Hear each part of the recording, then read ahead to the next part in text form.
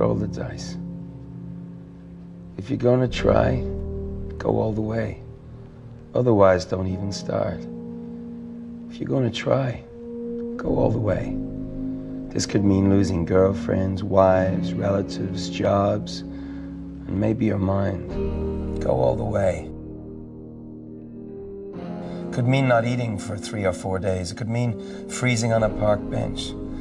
It could mean jail. It could mean derision. It could mean mockery, isolation. Isolation is a gift. All the others are a test of your endurance, of how much you really want to do it. And you'll do it, despite rejection and the worst odds. And it will be better than anything else you can imagine. If you're going to try, go all the way. There's no other feeling like that.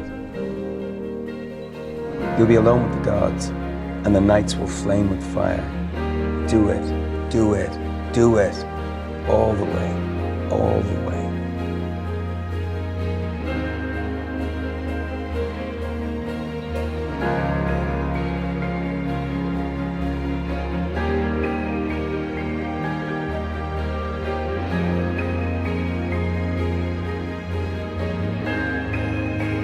You will ride life to perfect laughter.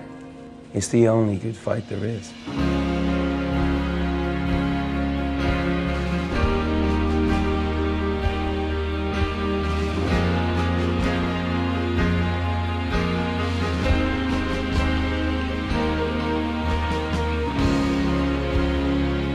Boys, you must strive to find your own voice. Because the longer you wait to begin, the less likely you are to find it at all. Thoreau said most men lead lives of quiet desperation. Don't be resigned to that. Break out. I'm convinced that the only thing that kept me going was that I loved what I did. You've got to find what you love.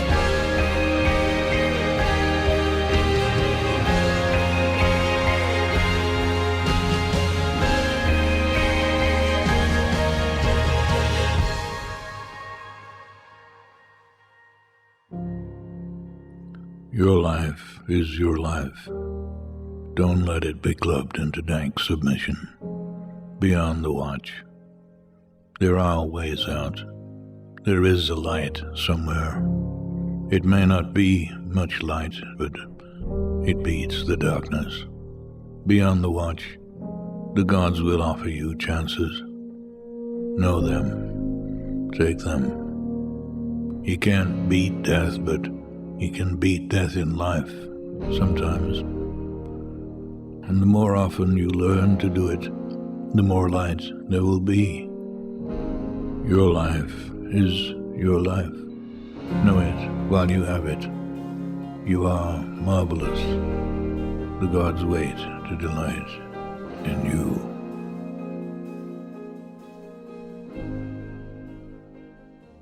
I said, empty your mind, empty your mind. Be formless, shapeless, like water. Now you put water into a cup, it becomes the cup. You put water into a bottle, it becomes the bottle. You put it in a teapot, it becomes the teapot. Now water can flow, or it can crash. Be water, my friend.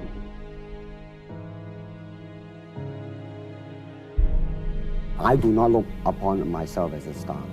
I really don't. I mean, believe me, man, when I say, you know what I want to think of myself? As a human being. Because, I mean, I don't want to sound like, as Confucius say, but under the sky, under the heaven, man, there is but one family.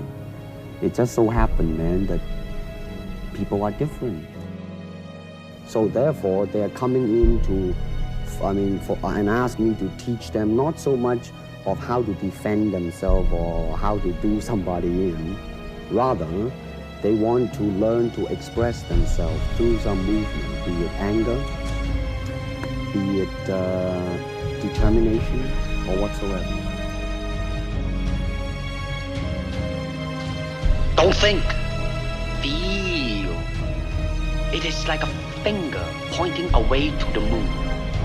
Don't concentrate on the finger or you will miss all that heavenly glory.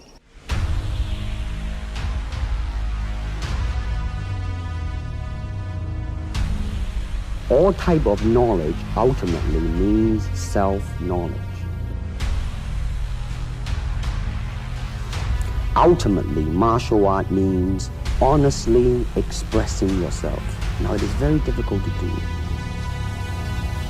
I mean, it is easy for me to put on a show and be cocky and be flooded with a cocky feeling and then feel like pretty cool and all that. Or I can make all kinds of phony things, you see what I mean? But to express oneself honestly, not lying to oneself, and to express myself honestly, that, my friend, is very hard to do. If you honestly express yourself, it doesn't matter. It will bring more understanding. More things that are, hey, like different, you know? And maybe in the contrast of comparison, some new thing might grow.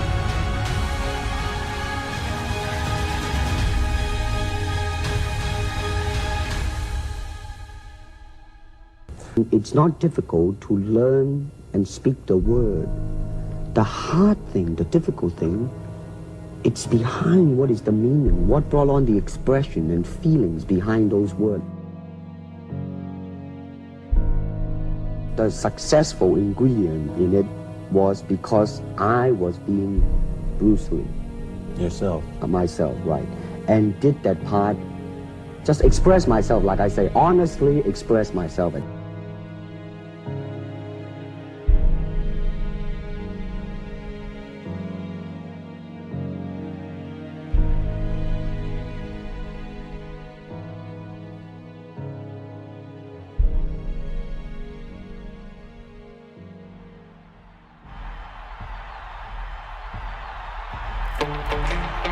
I keep my eyes on the prize.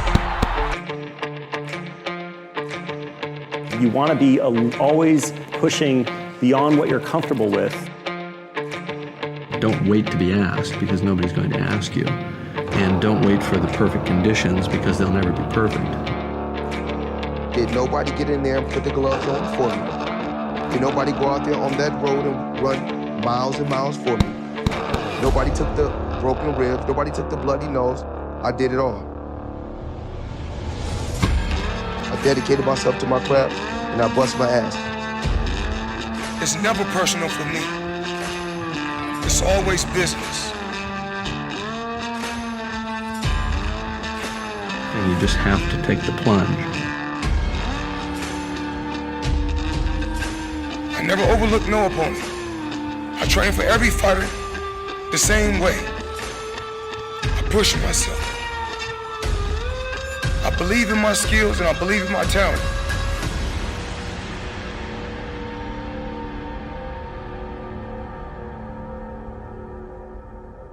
There's always a way if you're committed.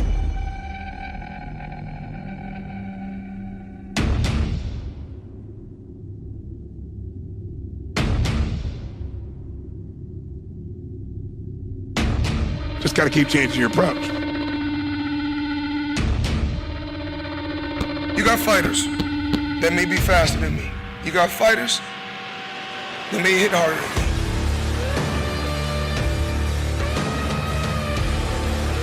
But you don't have no fighter that can make adjustments like me. You don't have fighters that can be on my level mentally. It's never personal for me. It's always business. You get to where you're trying to get to by staying focused, staying on a parallel path. My thing is this, I keep my eyes on the prize. I never focus on things outside the ring. My focus is the guy that's in front of me.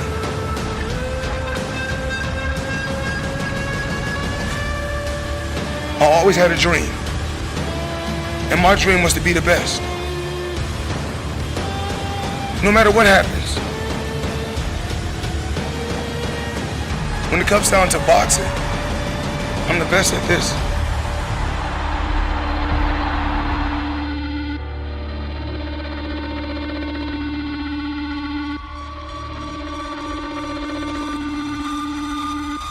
Right now, do you believe you're the best in the world? I feel I'm the best ever.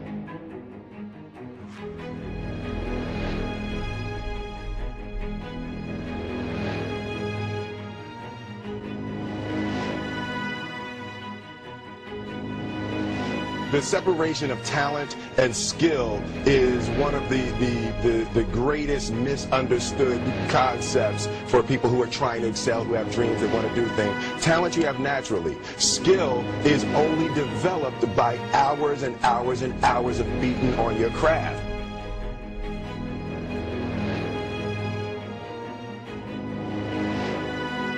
People that are hungry are unstoppable, Mr. Brown. People that are hungry, no excuse is acceptable. Go out and face the music, young man. And don't forget, stay hungry. Are you willing to keep working on it? Are you willing to realize that you have not done your best stuff yet, that you can better your best? Just everything you got today, not because of the Super Bowl. The only thing that I see that is distinctly different about me is I'm not afraid to die on a treadmill. You might have more talent than me, you might be smarter than me. There's two things. You're getting off first, or I'm gonna die. It's really that simple.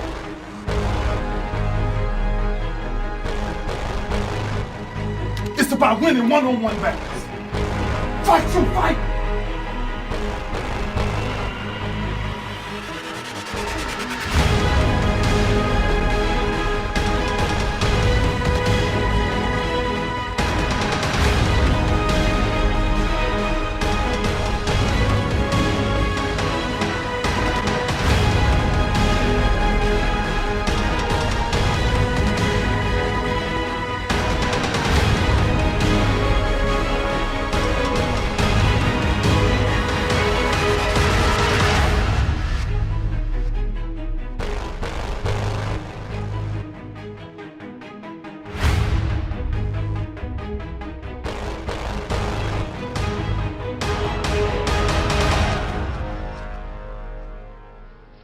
Great moments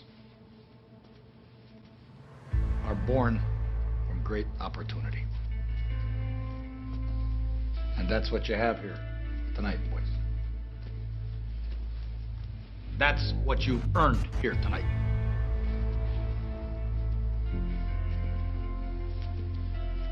One game. If we played them 10 times, they might win 9. But not this game. Not tonight. Tonight, we stay with them. And we shut them down because we can. It's one game that happens once a day somewhere around the world where it's the game. It's the game that nobody but you think you can win. It's one game around the world and somehow it blessed us and it's here. It's here. Because don't nobody but the people in this locker room think we got a fucking chance to bust their ass. My heart been pumping, my body been getting hot. I thought I was nervous. I said, damn man, I fumbled twice before the game. I was nervous. Yeah, I look around, I see some people faces got the same as mine. I said, oh man, they can't be nervous. Ain't no way they're nervous. scared. I ain't nervous. My heart slowed down a little bit. I ain't nervous no more. I'm like, all right, I'm good. Come back. He come back. I'm like, damn, what is this feeling? I'm like, am I scared? I look around. I'm like, oh, he got the same face I got. He can't be scared. He ain't scared. I ain't scared. What's this feeling? I look around. It's adrenaline. I'm ready. For this game. I'm not gonna let them come in my house, in my room,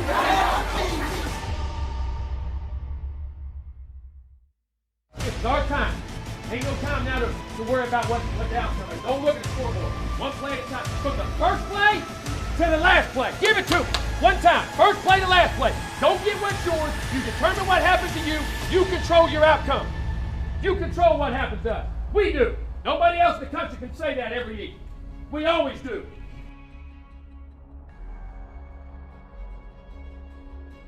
There is no fear. There is no timidity. You're a bunch of lions. You're a bunch of lions chasing the lion into the lion's pit. And we're crawling out, bloodied and whatever it takes, man. Just one play at a time, all right? That's visualization or whatever. Just go play one play at a time like it's your last play.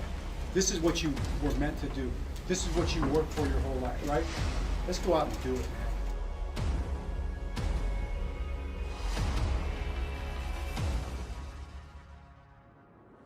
You out hit them, you out hustle them, you out work them, you out compete them. Out hit hustle, out hit them, out hustle them, out compete them. Then everything else will fall into place. Everybody holds on to that rope. You hold this team tight, you hold that rope tight. If somebody starts to slip off, you hold that goddamn rope till your fingers start to bleed.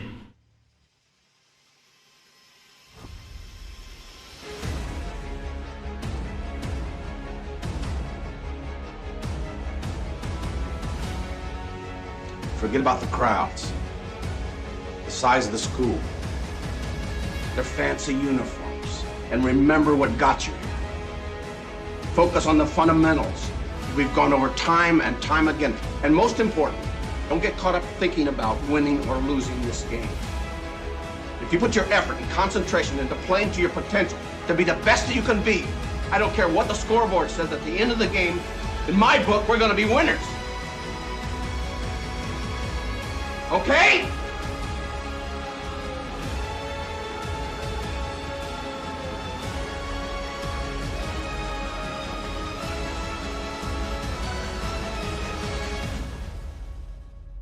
It's about flesh and blood. It's about a heartbeat that beats strong. It's about a passion that is unyielding. And I want you men to know today is your hour. It is your time. It is your moment. Go take it. Go do what you've been prepared to do.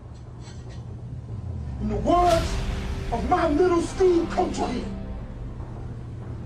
don't fight. You can't fight no more. You can't fight no more. Go lie down and bleed a while. We gonna get up, fight some more. Don't you say it with me, repeat it after me when I say it. We gonna fight? We gonna fight. You can't fight no more. You can't fight no more. Go lie down. Go lie down. Bleed a while. Bleed a while. Don't get up. Don't get up. Fight some more. Fight some more. Champions know what fucking happens here. Switch on, switch off. Switch on, switch off. Fuck the outside, the exterior conditions. It all happens internally, and they know that inside the fucking mind. You give me a guy who fucking got that right, he will kick the fucking crap out of the guy who's in the fucking gym 6 or 7 hours a day, carrying his fucking cooler, 3 or 4 personal fucking trainers, all the functional training equipment and everything else. Give me the guy who's got it fucking here. All the great, incredible athletes, they don't stand in the mirror and say, my work is done. They say the work begins tomorrow anew with new knowledge. I start all over again. That's why they're fucking champions. That's why they're champions. I can see it in you. Power preparation, man. The power of preparation. It lets you see and react. Now, trust tonight. It's going to be important. Trust the coach. Trust the guy beside you. Trust your eyes and trust yourself. See it, make it. See a little, see a lot. See a lot, see nothing. Discipline. Look at what you're supposed to look at. Don't try to be the hero. Heroes are guys that do their job consistently every day. Do the right thing over and over, and you beat them with consistency. Over and over and over. Know what you got to do, but you understand it's going to be physical, man. It's got to be physical, it's got to be nasty. Understand something, guys. Nothing worth ever having in this world comes easy. Nothing's going to come easy tonight. Understand that from the first play to the last play. This team's going to play your tail off. That's good, because we're going to play their tail off. That's what it's about. The things you remember in life are the things that are hard to get. Like what you've been able to persevere through, push through, overcome to be where you're at right now. It's a special group of guys sitting in this room. It's an elite group of guys. They're doing things that may never be done again. But understand something, every time you go out, you got to prove your stripes. Score of every game when you start, 0-0. You don't get to carry no points over, you don't get to carry anything over. You got to start, you got to finish. But here's the great thing. You control what happens to you. The greatest thing in life you guys got to understand, you control the outcomes of everything that happens to you. By the decisions you make, your preparation, and your actions. In the field, off the field. That's what this is about. You controlling what happens to you. It's in our hands. What we do, how we do it, the way we do it.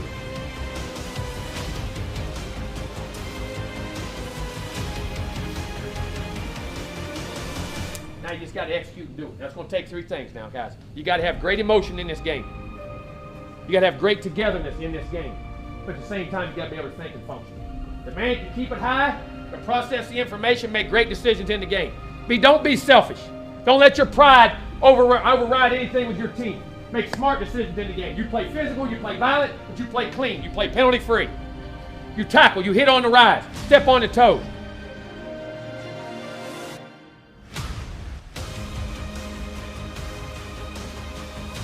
My mind start making up excuses why I can get away with not doing it. As soon as that starts to happen in your mind, you need to scream out, fuck you. Fuck you. You say to yourself, you're going to tell me, you're going to try to talk me out of doing what I know is good for me, makes me a more powerful human being, that means something to the quality of my life? You're going to try to talk me out of it? Fuck you! This is how I'm going to punish you. Because in life, that's what it's about. Holding on, lifting as we climb. So tonight, we lift as we climb. We hold on to the rope.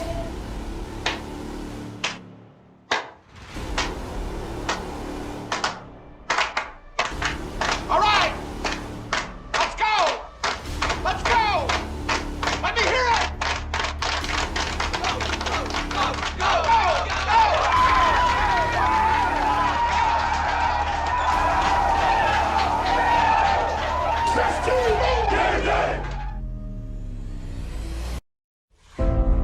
The native son of Dublin, Ireland, here's the CWC reigning featherweight champion of the world. I still envision 2 and possibly 3 belts on my shoulder. The notorious Conor McGregor! I'm living my dream. I'm living my dreams. I set out to do something and I'm doing it. The last time you were actually a fan in this building was UFC 93. I was sitting right over there. You were just a fan? Yeah, I was just a fan. When I sat here in this crowd, UFC 93, and saw all these guys, I realized it's there. It's there for the taking if I put the time in. And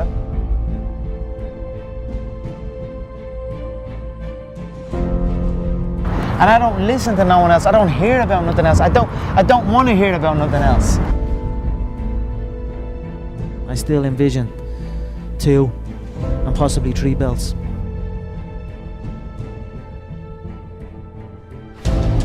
If you can see it here and you have the courage enough to speak it, it will happen. A lot of times people believe in certain things, but they keep to themselves. They don't put it out there. If you truly believe in it, if you become vocal with it, you are creating that law of attraction and it will become reality. I still envision 2 and possibly 3 belts on my shoulder. I just said it out straight, beg me. And they beg me. Look at everybody up here. They're all dressed like me, they're all trying to talk like me, they're all trying to be me. Everyone in the game wants this fight. This is the lottery fight. I realize like that this is attainable.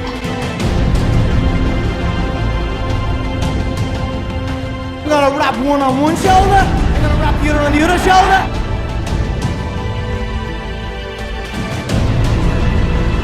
It's a beautiful feeling when preparation meets opportunity.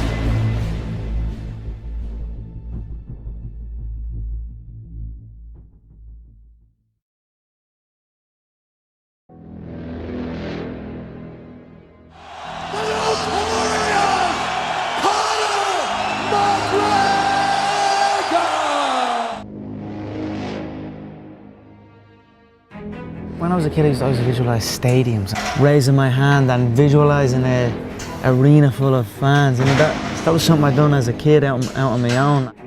But most certainly, I'm looking to replicate what I have achieved in my previous promotion, a 2-weight world champion, held consecutively.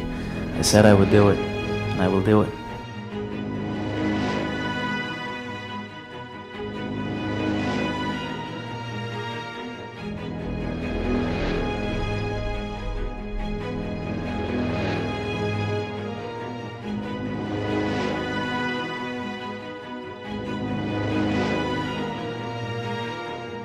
Sooner or later he's gonna fall.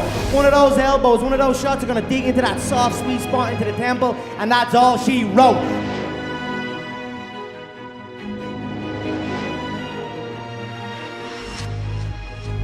Two-weight world champion, UFC history, New York, the Irish are back.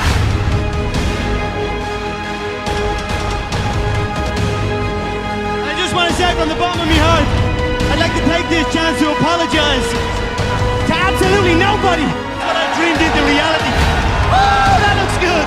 Oh, that looks lovely. It feels familiar. I saw it so clearly. I swear to God, I saw it so clearly, so consistently, until it's here in reality. So I've been saying this a long time, and I back it up. I back it up with work ethic. I back it up with hours upon hours of time and dedication. I never slip. I never take a second off this game. My dream is to be world champion, world lightweight champion in the UFC, have more money than I know what to do with, and have a great life for my kids, my grandkids, everyone in my family, everyone that's come up with me. That's my dream. My dream is to be #1, pretty much. My goal is #1 MMA. Listen, thanks everyone for coming out. Nothing is impossible, you know what I mean? You can achieve anything.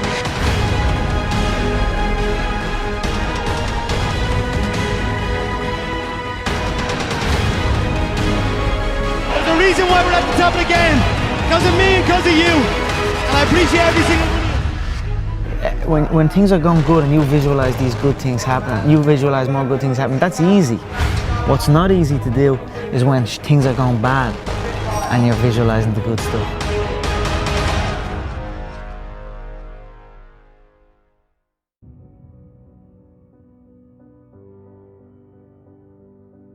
He said, when life can no longer threaten you with death, he said, what else is there? What else is there? And the majority of the fears that we have are not life or death fears. They're not those kind of fears. But through our imagination, we blow them out of proportion and we give them more power than they actually have or deserve, and we permit them to govern our lives. We permit them to determine how far we can stretch out on our dreams and discovering our stuff. And as we begin to look at ourselves and begin to, wait a minute, just getting to the point as you assess yourself and begin to prove yourself and just say, wait, hold a minute. I've been sweating this out. What's the worst thing that can happen to me on this? Will it kill me? Will I die? Why am I going through all of these changes over this? How much power does this really have? And am I the one that's feeding the power into it?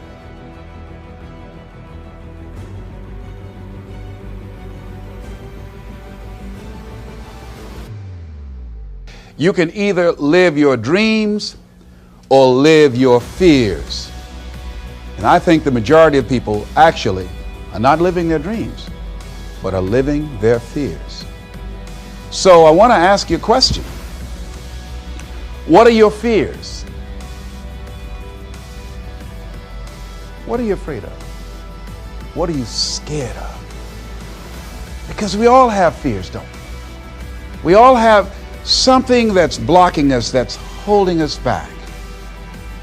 And as we begin to look at life, what we realize is that the reason that most people are not living out their true potential, are not doing all of the things that they would really like to do, is because of fear. What are the things that you fear that's been keeping you from living your dream? That's been keeping you from doing some things that you would like to do? Just think about those things. And how do we begin to handle that? Abraham Maslow said that the life is about growth. And he said you can either go back to your comfort zone, and there you won't find any growth, or you must be willing to go forward and face your fears again and again and again, because you're never going to have a fear-free existence. I mean, some fear is acceptable and legitimate. There are some things that you really should be afraid of. Now, you shouldn't allow it to immobilize you. You acknowledge it, you take it into account, and you carry yourself accordingly. There are times that we should proceed with caution, but it's the difference between being stopped by fear.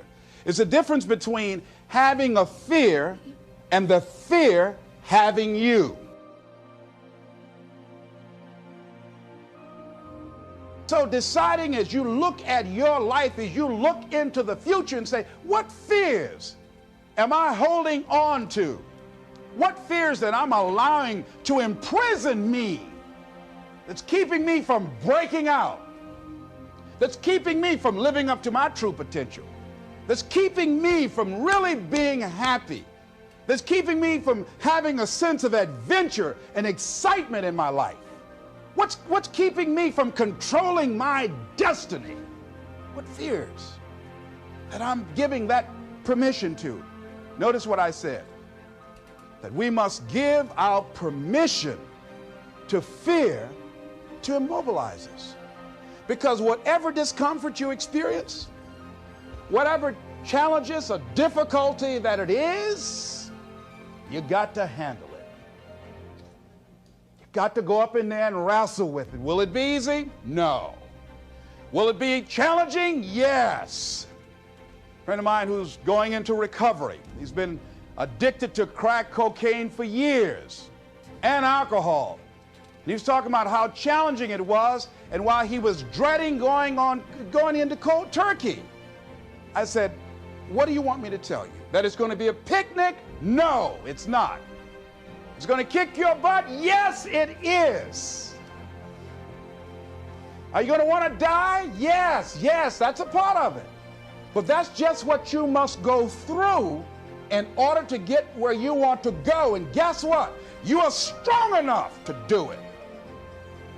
You're strong enough, and your life is worth whatever you have to go through to get past this addiction. Whatever you have to do.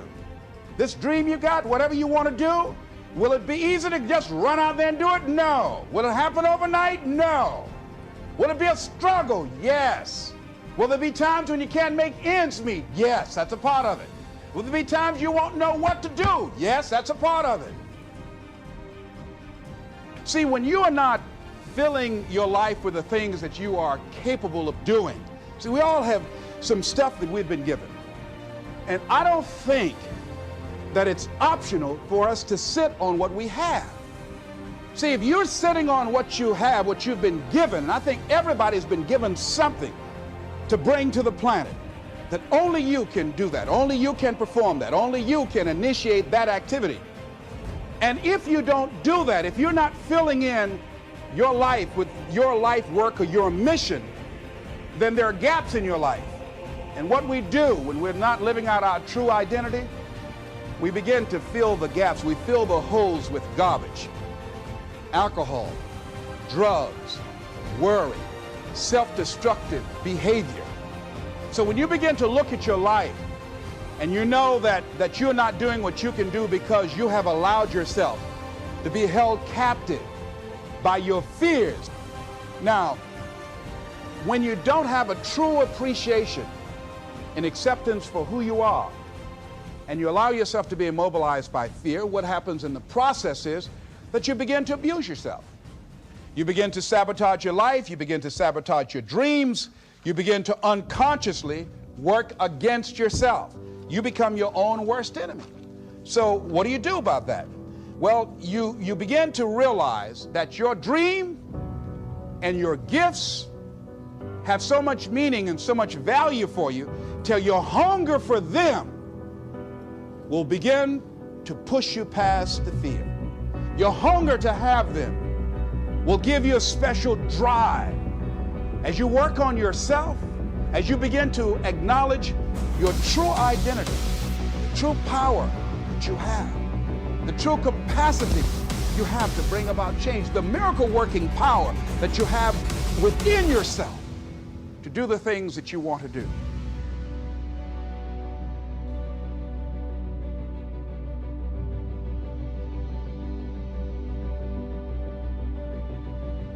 But there's some people, because of their personality, because of their contribution, because of the investment of their time and their energy and the impact they have there, that when they go, everybody will miss them. See, when Mother Teresa checks out, everybody will know. When Rosa Parks, everybody will know. Nelson Mandela, everybody will know. Why? Because of their contribution. See, but there's some people, because their contribution is so small, no one will care.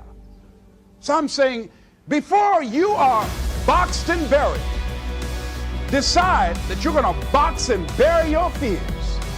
Decide that you're going to begin to live life on a new level, seeking out new horizons, that you're going to find more love and more joy and more ways to give more to life. We go through life really blocking ourselves constantly, and fear is one of the greatest instruments that we could use to stifle our true potential. When you begin to look at your life, you can decide to use fear as a blocker, or you can decide to use it as building blocks. But you decide, hey, look here, I'm going to move in this direction. I'm not going to allow anything to stop me from doing what I want to do. Now, life is too short for that. Too short and unpredictable, moseying through. Not trying to disturb anything, not trying to shake anything up, not trying to make any waves. You see, there are some people who come through the universe, and their level of contribution and the level of energy they manifest is so small, so inconspicuous, that when they go, you won't even know they left. Everything a man does for himself, guess what? He takes with him. But everything he does for others, he leaves behind. So when you begin to say, what is it that I want to leave? What contribution that I want to begin to make? What difference do I want to make in life? What is it that I want to do with the rest of the life that I have left? What chances I need to take? What risks do I need to begin to embrace? What fears do I need to step on? What areas of my life am I dead right now? What dream? You can either live your dreams or live your fears. You have got to get to a point where you say, I'm sick and tired of living like this. There's got to be more. That's when people go out and strike out on their dreams. That's when people get out of relationships where they're dying together rather than growing together.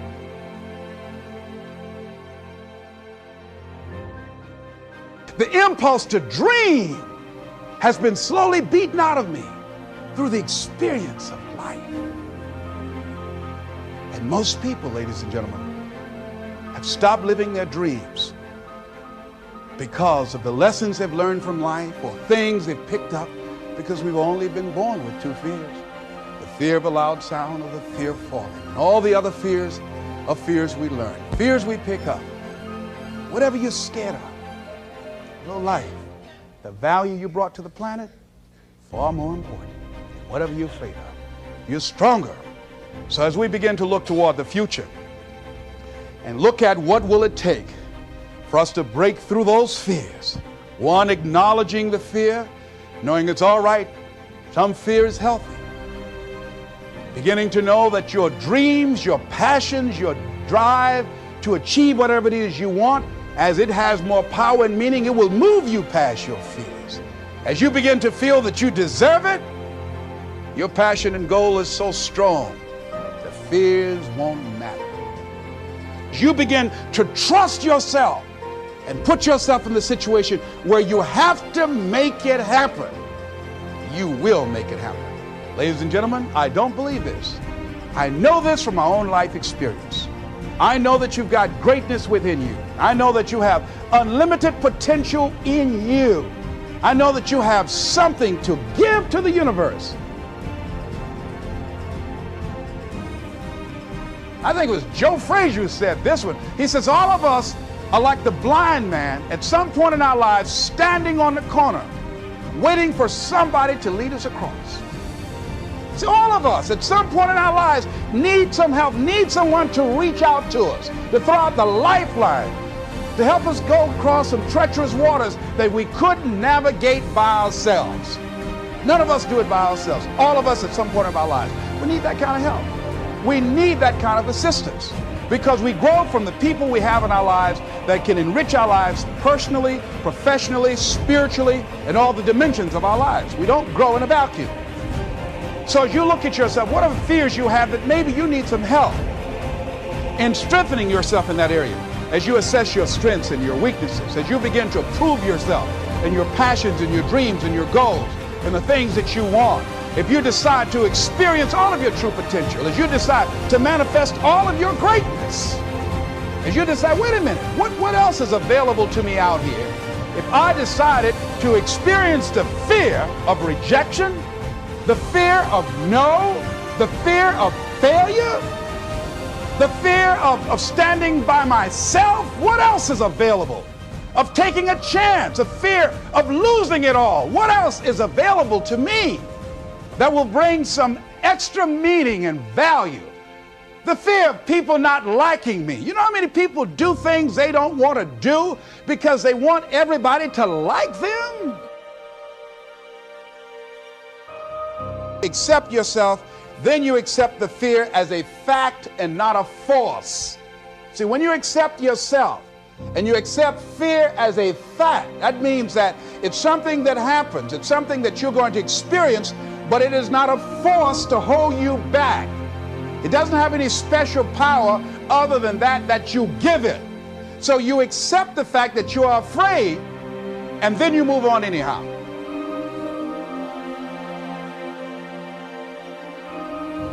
You can have fears, but don't surrender. Don't let your fears have you. You're more than capable of making this your decade.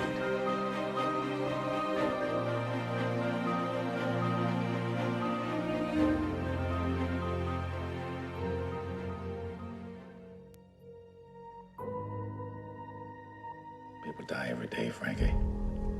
Mopping floors, washing dishes. You know what their last thought is? I never got my shot. If she dies today, you know what her last thought will be? I think I did all right.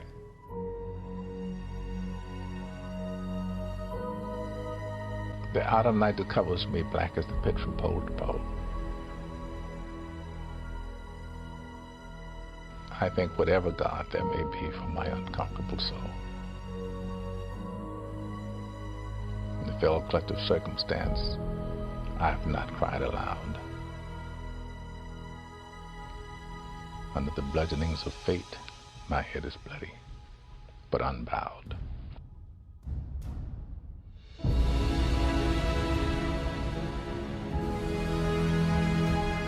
Beyond this place of wrath and tears looms but the shadow of the shade.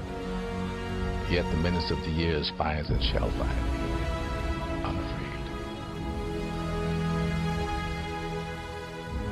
Someone asked me once, and you're about to do it, what would you do if you weren't an actor, if you didn't make it as an actor? I have no idea. I would act somewhere. Maybe I'd be driving a cab, maybe I'm working in somebody's yard, whatever I'm doing, I will act. Because I'll die if I don't.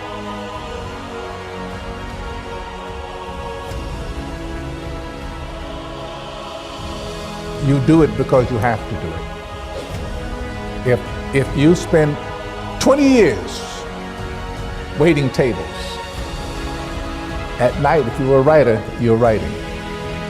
And it's the same thing with any discipline. Painters paint. I don't care what else they have to do to put food on the table or pay the rent, they're painting.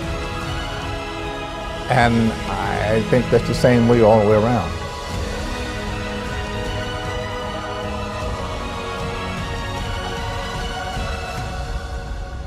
Writers write, painters paint, actors act.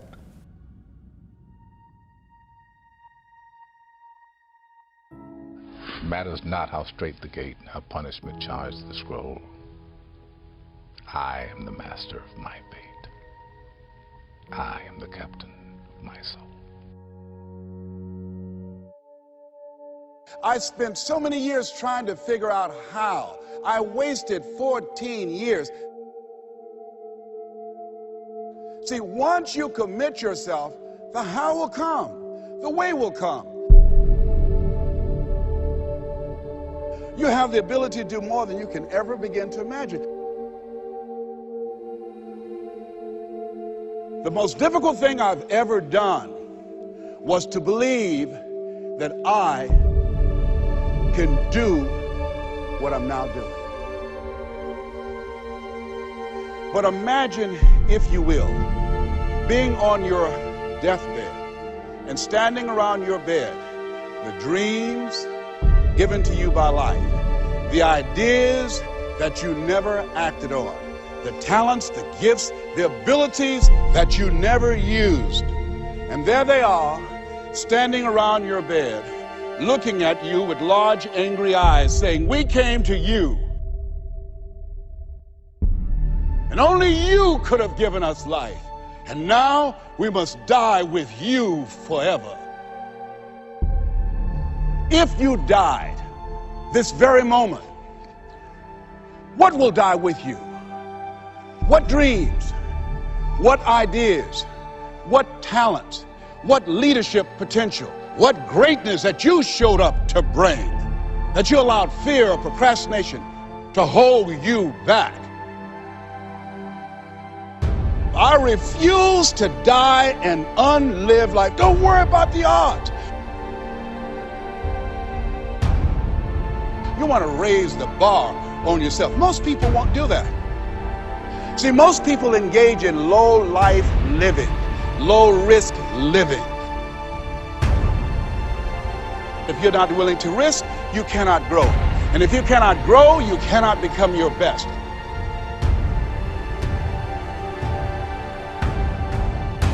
And if you cannot become your best, you can't be happy. And if you can't be happy, then what else is there? No, I parked. I didn't have my emergency lights on. I didn't want to show up on the radar. I parked. You know how long I parked? I parked for 10 years.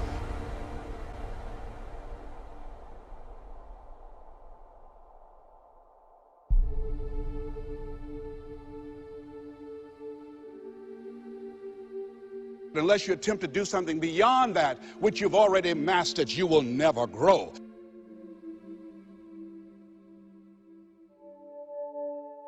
And so you want to begin to take some chances. You want to begin to challenge yourself and make it okay to fail and learn from your failures. Don't allow fear of failure and the allure, the attractiveness of playing it safe in life to draw you in. You'll discover some things about yourself that you don't know right now. You can't get out of life alive. You got to die to leave here. See, most people stop short of their dreams and park and get off the highway of life because of the rejections of life. You will always be rejected. You must be willing to do the things today others won't do in order to have the things tomorrow others won't have. See, once you commit yourself, the how will come, the way will come. And this quote is about a young man. He was a young lawyer in New York. He'd married a beautiful girl, and they had a lovely daughter. And then suddenly, she died.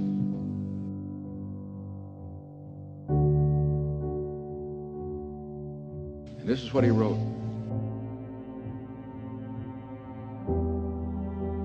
This was in his diary. He said, "She was beautiful in face and form, and lovelier still in spirit. As a flower she grew, and as a fair young flower she died.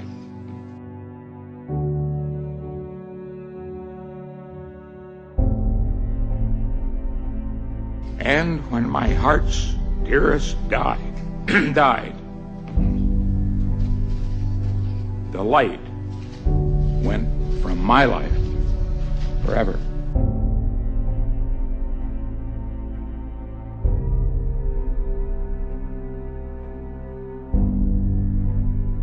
He thought the life gone from his life forever, but he went on.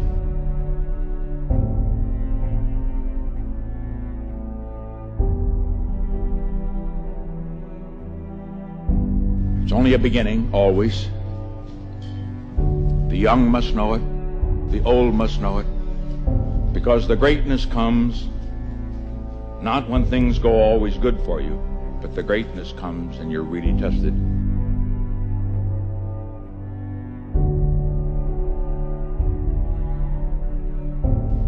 When you take some knocks, some disappointments, when sadness comes. Because only if you've been in the deepest valley can you ever know how magnificent it is to be on the highest mountain.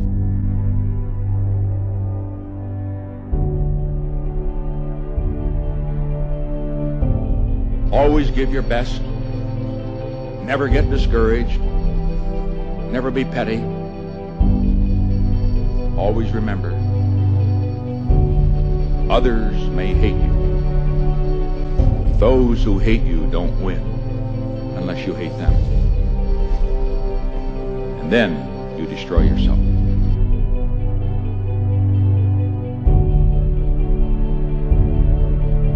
That a lobster is a soft, mushy animal that lives inside of a rigid shell. That rigid shell does not expand.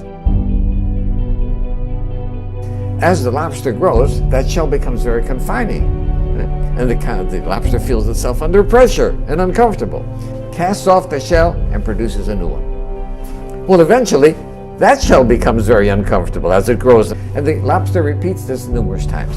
The stimulus for the lobster to be able to grow is that it feels uncomfortable.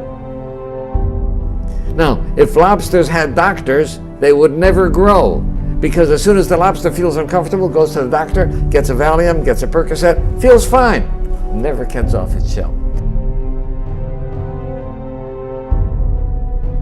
So we have to realize that times of stress are also times that are signals for growth. And if we use adversity properly, we can grow through adversity.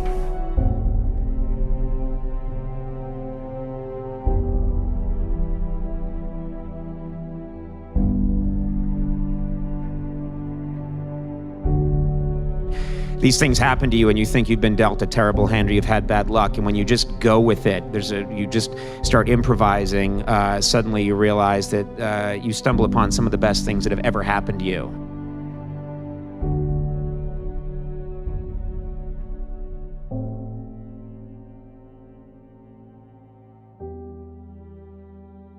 He thought the life gone from his life forever, but he went on.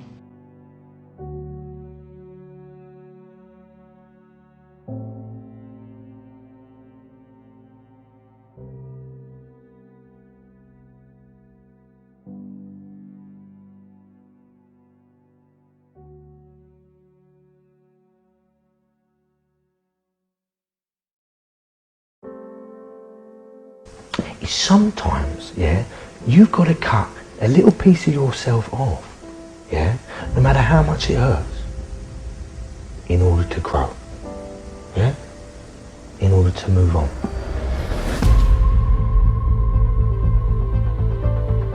I read some words that I found extremely powerful that I've been carrying with me ever since. It is not the critic who counts, not the man who points out how the strong man stumbles, or where the doer of deeds could have done them better. The credit belongs to the man who is actually in the arena, whose face is marred by dust and sweat and blood, who strives valiantly, who errs, who comes short again and again, because there is no effort without error and shortcoming. But who does always actually strive to do the deeds, who knows great enthusiasms, the great devotions, who spends himself in a worthy cause, who at the best knows in the end the triumph of high achievement, and who at the worst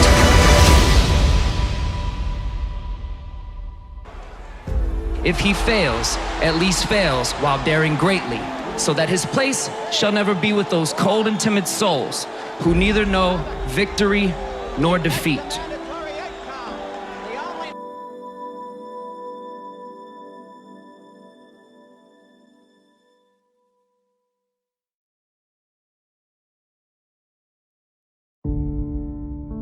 You will have good days and you'll have bad days, but you will always learn something more or something new, and you will learn more overall on bad days than good days.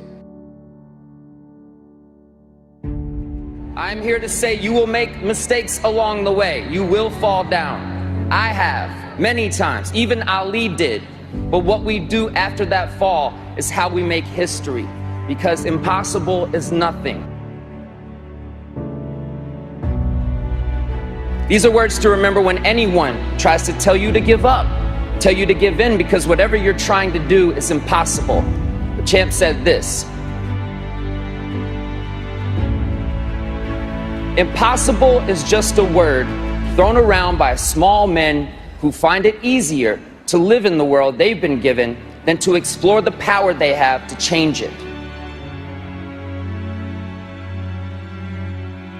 Impossible is not a fact, it's an opinion.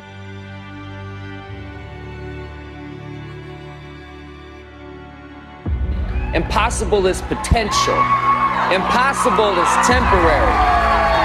Impossible is nothing. Muhammad always predicted from a small boy that he would be the world's heavyweight champion. He always said, told the kids in the neighborhood, I'm going to be champ of the world, I'm going to do this, I'm going to do that.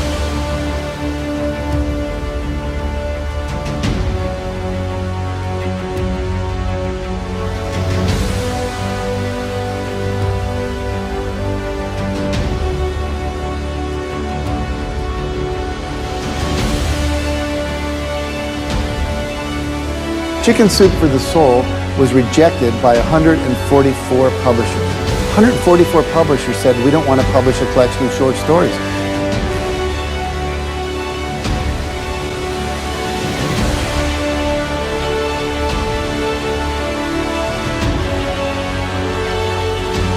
Now, have you ever told someone your dream and had them laugh out loud? He laughed out loud. Now, If we had given up after 100 publishers had said no, I wouldn't be standing here today. And so you've got to be willing to persevere. Because we didn't take no. See, when the world says no, you say next. I think the biggest disability that we have as human beings is unbelief.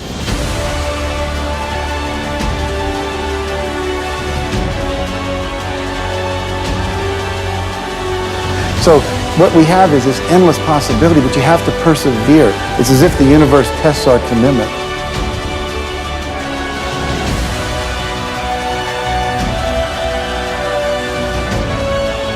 And so today we have 147 titles in print. We sold over 115 million copies. We're in 47 languages.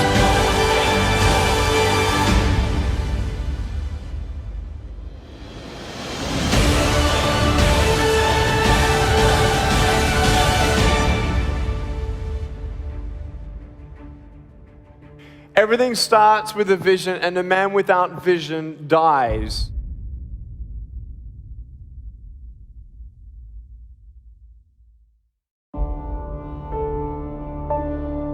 A brass bell that hangs in the center of the compound for all the students to see.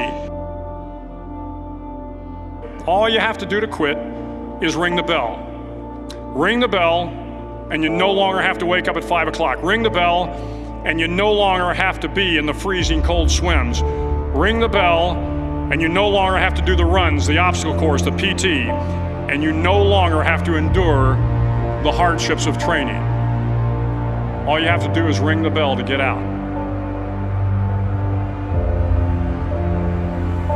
If you want to change the world, don't ever, ever ring the bell. I have to shut it all out.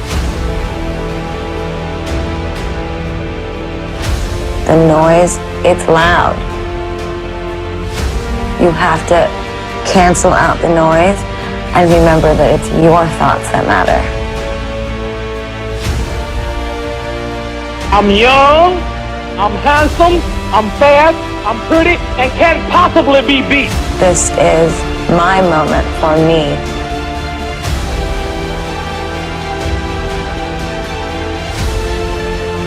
You will learn more about yourself, you'll learn more about relationships, you'll learn about life and principles, and it'll build your character. So if you're willing to decide what you want, believe it's possible, consciously envision the future, feel the feelings of what it would feel like if you had achieved this goal, you can have anything, and then you take action. I am the greatest.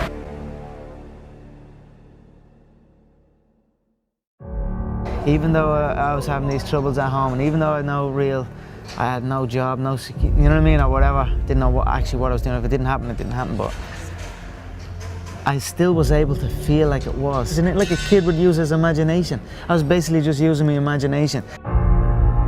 Some people can see farther than others. We all live in our own world of limitations. Some people can see farther than others.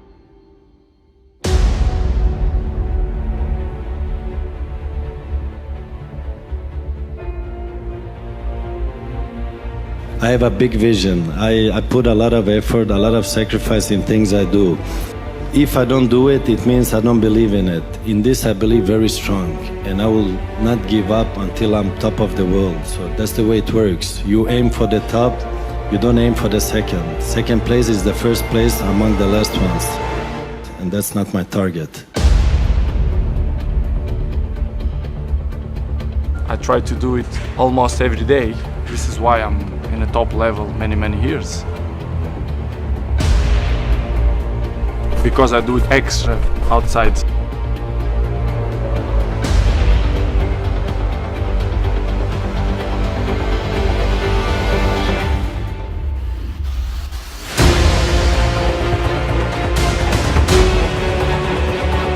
When I'm 12 years old, most of the people told me, Cristiano, you are a very good talent player, but you are very skinny, very slim.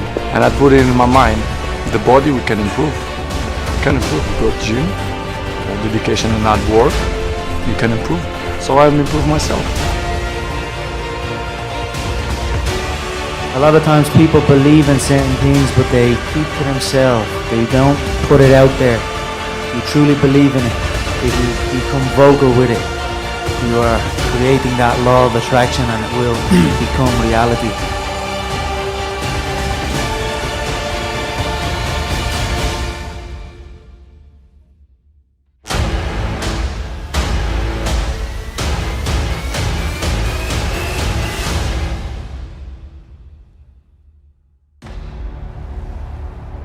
I want you to see yourself doing what you want to do, experiencing what you want to experience it.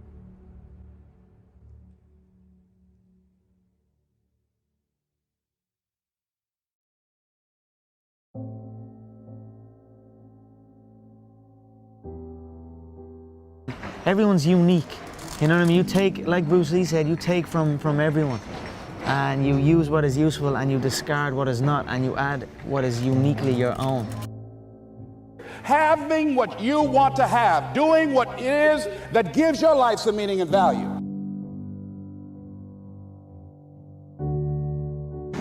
People who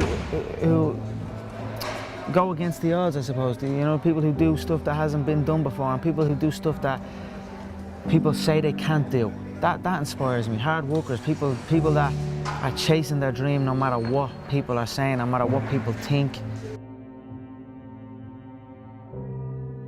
Is a lot of people just go do what they feel like they should do and live with the status quo and you know, go live by all these rules and hey, this is going to be okay, you know, just go accept your average 9 to 5 rather than striving for something, because the ultimate goal isn't to succeed or fail. The ultimate goal is to give it everything you have for something that's on your heart and a dream, and pursuing that. And if you get to live out your dream every single day, then the result doesn't matter. I can look back 20, 30 years from now and be able to look at this time and say, you know what, I gave everything I had. Dreams are based on something that's in your heart, that are passions, that are something that you want to go try, not on chances.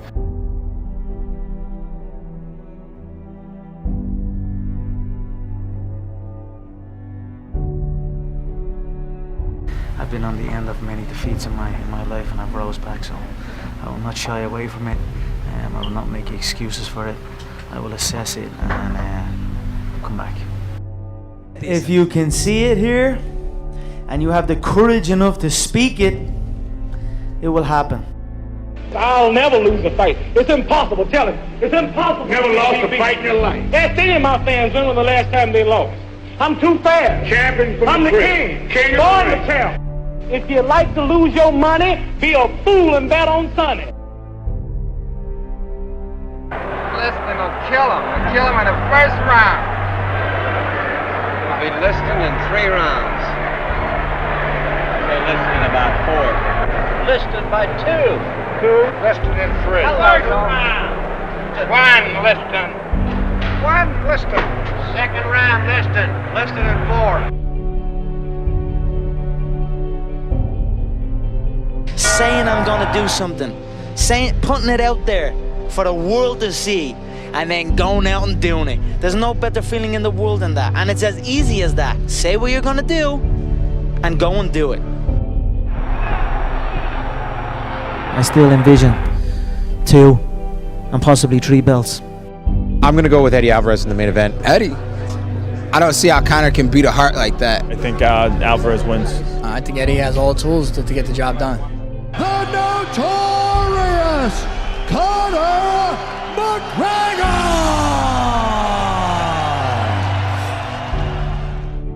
3/4 of a mile, the effort was still barely perceptible.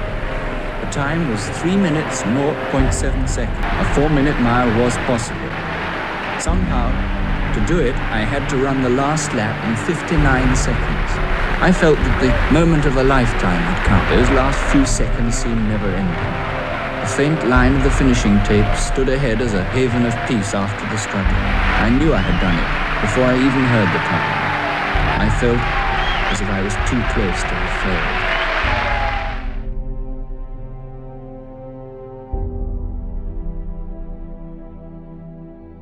And I remember thinking, if I can get through this, it'll may be as hard, but it's impossible for it to be hard. And I've had a lot of hard times since. He thought the life gone from his life forever, but he went on. When you take some knocks, some disappointments, when sadness comes, because only if you've been in the deepest valley can you ever know how magnificent it is to be on the highest mountain.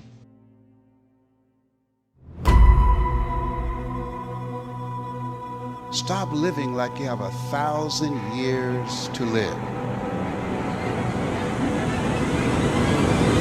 When I say you have greatness within you, this is no slogan. This is what I know. You can do more than you are now doing. Most people, only 1% are willing to do the work. If you want a thing bad enough to go out and fight for it, to work day and night for it, to give up your time, your peace, and your sleep for it, and if you gladly sweat for it and fret for it and plan for it, and lose all your terror of the opposition for it, and if you simply go after that thing that you want with all of your capacity, if neither cold poverty, famish or cold, sickness or pain of body and brain can keep you away from the thing that you want, you'll get it. See, we can't control the thoughts that come in our minds, but we can control the thoughts that we dwell on. This is my time. I own my life. I had to start thinking I have the ability to do this. And I had the mindset that I'm unstoppable. There is something in you that can transcend your circumstances, that can transcend the no's and rejections, that can transcend anything that you're going through. And so what we have to do is every day distract ourselves from the negative thoughts that's in our mind. I'm going to control my own destiny. I'm going to determine what I want to be, what I want out of life. And I'm willing to do what's required to make it become a reality. We've got to be hungry. People that are hungry are willing to do the things today others won't do in order to have the things tomorrow others won't have. People that are hungry are disciplined. People that are hungry are focused. People that are hungry are relentless. Most people just trying to survive. Most people, when they die, they leave liabilities rather than build a legacy.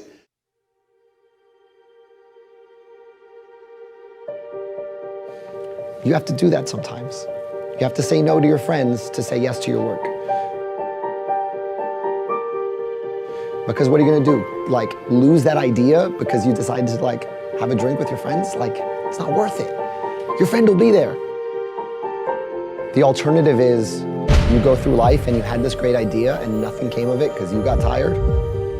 And yeah, sometimes you don't go to the party that all your friends are at because the idea is calling to you in that moment.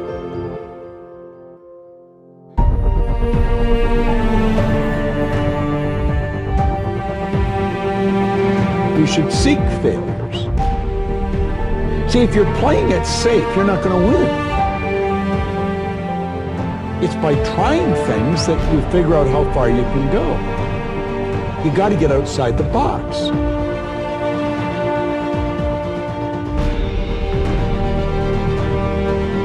Success was the progressive realization of a worthy ideal. Anyone that has a goal and they're moving towards it, they're successful.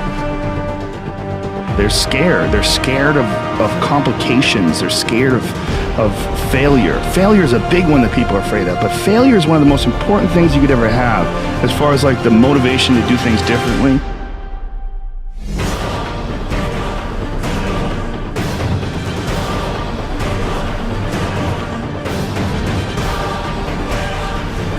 To live a great life, you must be prepared to fail, sure, and to die maybe as well.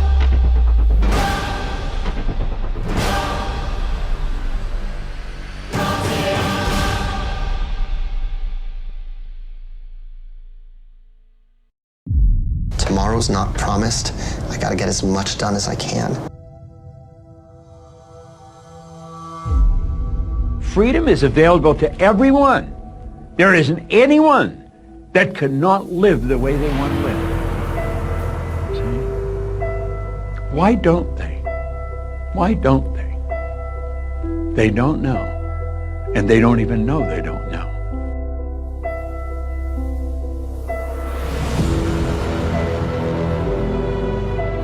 We get so caught up in the day-to-day of living that it's, how many of us really experience life while we're living it?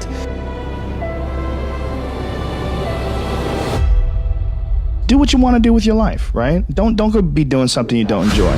Don't do something don't get locked into, a car that you can't afford and doing something crazy because you need the money. Don't do that. Do what you want to do. Do what the f is it that you really want to do? Because if someone else is doing it, you can do it, I mean, everybody makes their own path through this world, but a lot of people don't follow the path that they really feel pulled to.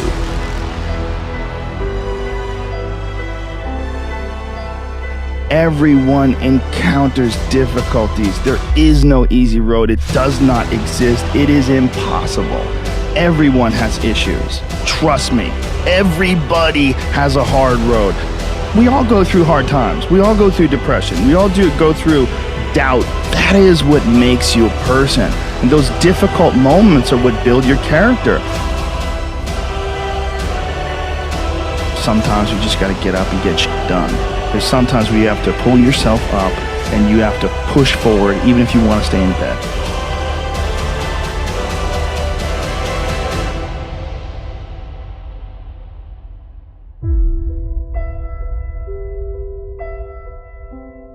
Sometimes life's going to hit you in the head with a brick. Don't lose faith.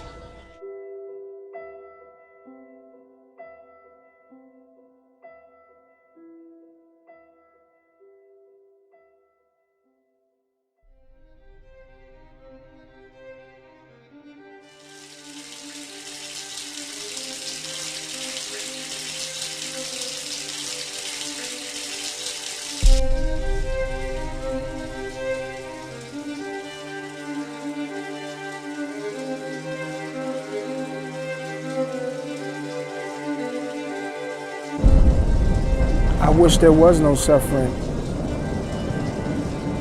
And it just comes with the job.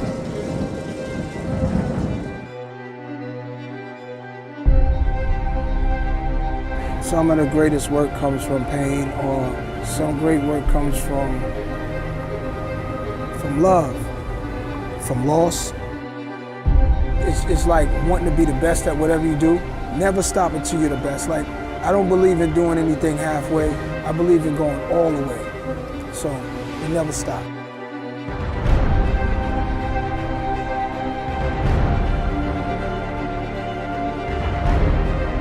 When you see hard times and you get knocked down, get back up. And if you keep putting everything you got into it and you keep getting back up when you get knocked down, it's almost impossible to fail.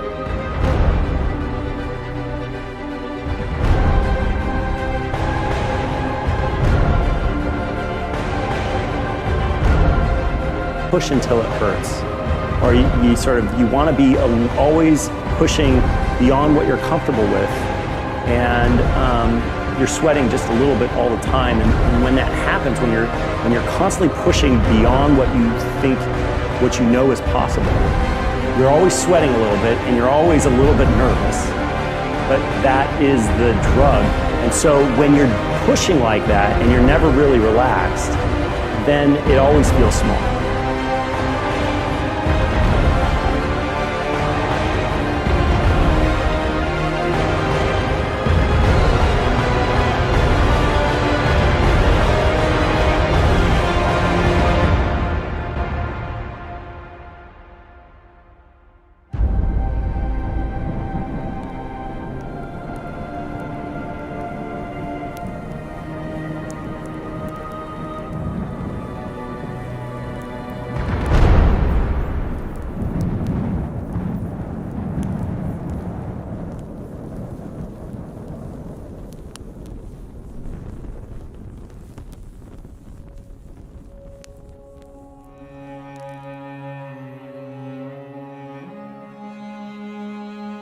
anything you want good, you can have.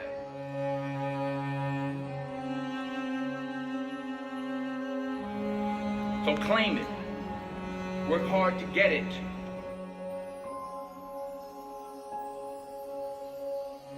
When you get it, reach back. Pull someone else up.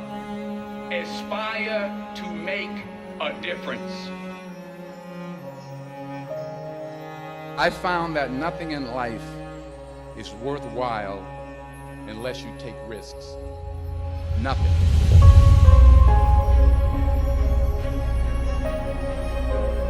Nelson Mandela said, "There is no passion to be found playing small and settling for a life that's less than the one you're capable of living."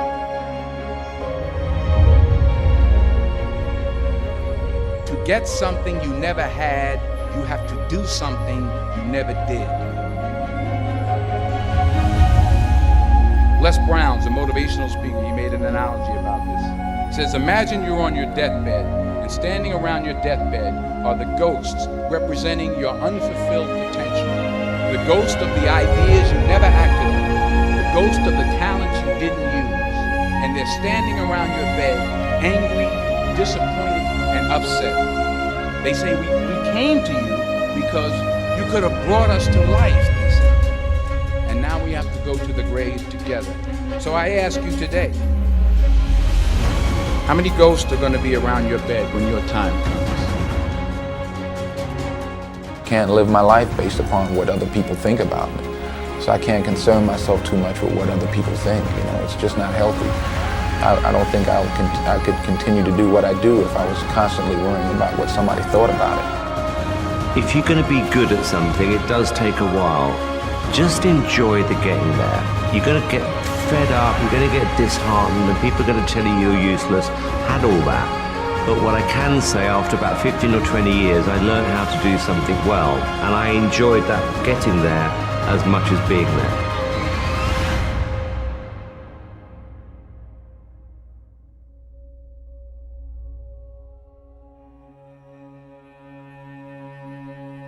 Now, I'm sure in your experiences in school and applying to college and picking your major and deciding what you want to do with life, I'm sure people have told you to make sure you have something to fall back on. Make sure you got something to fall back on, honey. But I never understood that concept, having something to fall back on. If I'm going to fall, I don't want to fall back on anything except my faith. I want to fall forward. I figure at least this way I'll see what I'm going to hit. Fall forward. This is what I mean. Reggie Jackson struck out 2,600 times in his career, the most in the history of baseball. But you don't hear about the strikeouts. People remember the home runs. First pitch, right in his wheelhouse, as Don Stevo would say. Reggie Jackson now well on his way to becoming the most valuable player in the 1977 World As Series. the pitching skills get better and better, that hitter needs to be able to adapt and adjust.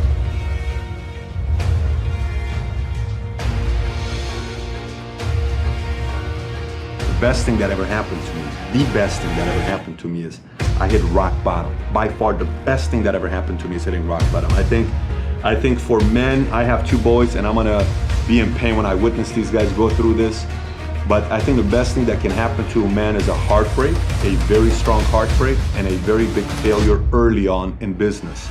And it happened to me early on in life, both heartbreak and business. It happened early on because I thought I knew it all. And it was a slap in the face to say, if Socrates says, the only thing I know is that I know nothing, if the greatest minds on their deathbed are saying things like that, what makes you and I think we know everything?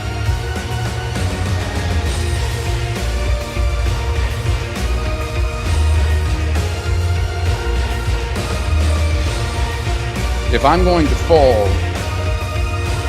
I don't want to fall back on anything except my faith. I want to fall forward.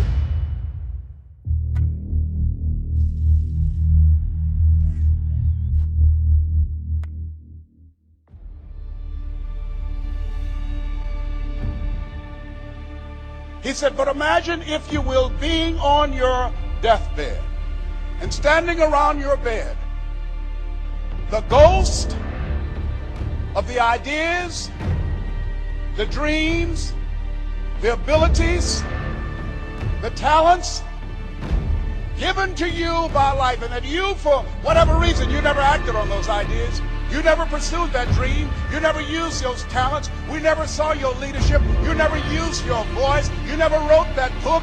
And there they are standing around your bed looking at you with large angry eyes saying, we came to you and only you could have given us life. And now we must die with you forever.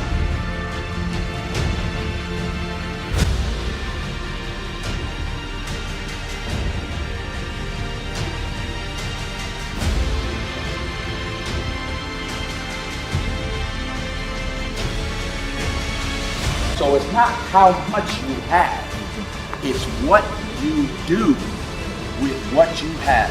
And we all have different gifts. Some money, some love, some patience, some the ability to touch people. But we all have it. Use it. Share it. That's what counts. And the question is, if you died today, what ideas? What dreams, what abilities, what talents, what gifts will die with you?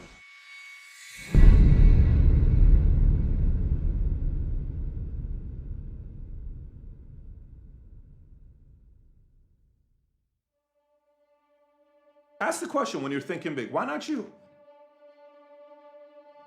And answer it. I'm not just doing this motivational video. Why not you? Why shouldn't you win? No, forget motivation. Let's get logical. Why not you? Actually answer that. Why can't you be somebody that can do something in your business that's never been done before? Why not you? Answer it. So give the argument. Logically, here's why not me. Because I don't work hard enough. You can fix that. Stop being lazy. Well, whatever, but because I'm not that good at sales. You can learn sales. So, okay, because I don't know much about the product. You can learn the product, but why not you? Because no one in my family's been rich. So what? No one wasn't rich in Zuckerberg's family before he became who he is today, and nobody was in Jobs. Jobs' mom even gave him up for adoption. So many things go wrong when you're starting a company, and often I think people ask, what mistakes should you avoid making? And my answer to that question is don't even bother trying to avoid mistakes, because you're going to make tons of mistakes, right? And the important thing is actually learning quickly from whatever mistakes you make and not giving up. Sometimes life's going to hit you in the head with a brick. Don't lose faith. I'm convinced that the only thing that kept me going was that I loved what I did. You've got to find what you love. I mean, there are things every single year of Facebook's existence that could have killed us or made it so that it just seemed like moving forward and making a lot of progress just seemed intractable. But you just kind of bounce back and you learn, and nothing is impossible. You just have to kind of keep running through the walls. So why not you? Make the argument. Why not you? Truly get into it. Then give the other argument. Why not you actually doing this? Why shouldn't you be the person? And say, I'm a very smart person. I love people. I actually like to make money to make a difference in the world. And you know what? I care for people. And I have some things I want to do. If I get money in my pocket, it'll be good. I'll do good with it. And I got a big heart, and I am talented, and and I know the right people. Boom! That's why not you.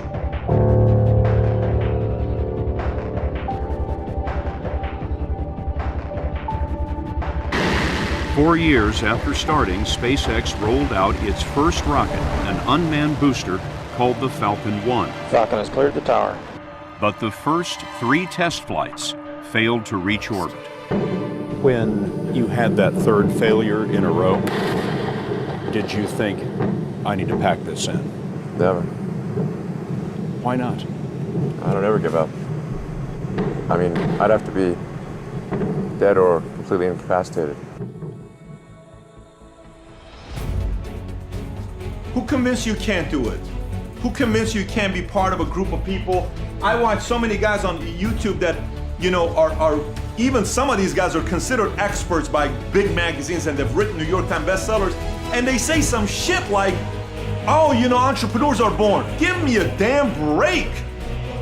Entrepreneurship can be taught. Entrepreneurship is an inspiration that comes from here for some people that want to solve a bigger problem. What do you mean entrepreneurship is something you're born with? I completely disagree with that statement. Fully disagree with that statement.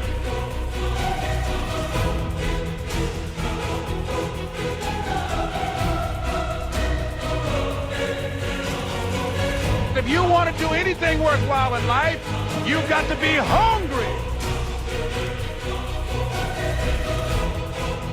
And so I started working to develop myself. He said, I want you to practice every day being a disc jockey. I said, but I don't have any job now. He said, it doesn't matter.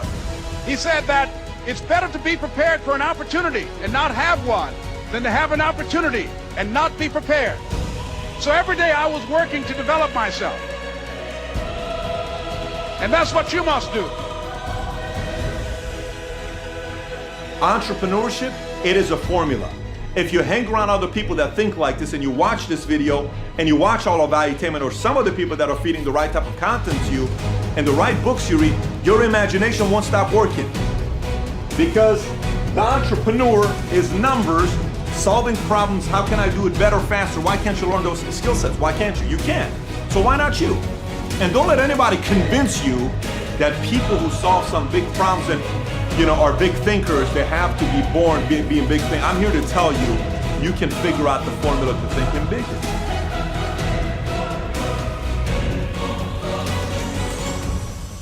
Greatness is not this wonderful, esoteric, elusive, God-like feature that only the special among us will ever taste.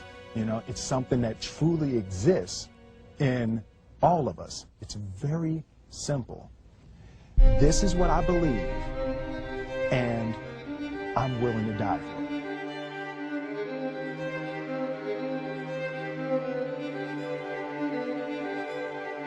I feel so strongly that the reason I'm here is I dream big dreams. I dreamed the kind of dreams that other people said would not be possible. I'm also living proof. This isn't a Hollywood movie. I come literally from the other side of the tracks. If you saw where I grew up and we took a picture of it, the neighborhood, the setting, you'd say it's impossible that someone could come from there and get here.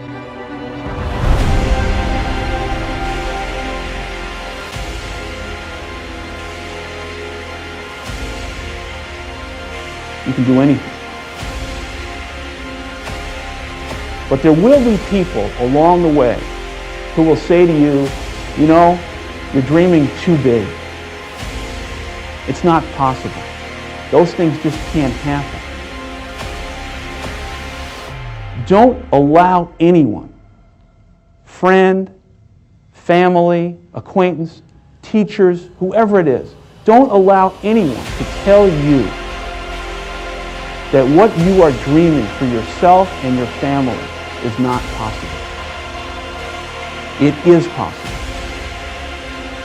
Don't be one of those people 20 years from now are going to be walking around in a 9-to-5 job, miserable and angry and bitter because you let your dreams get away from you because you did not believe strong enough in yourself and what was possible.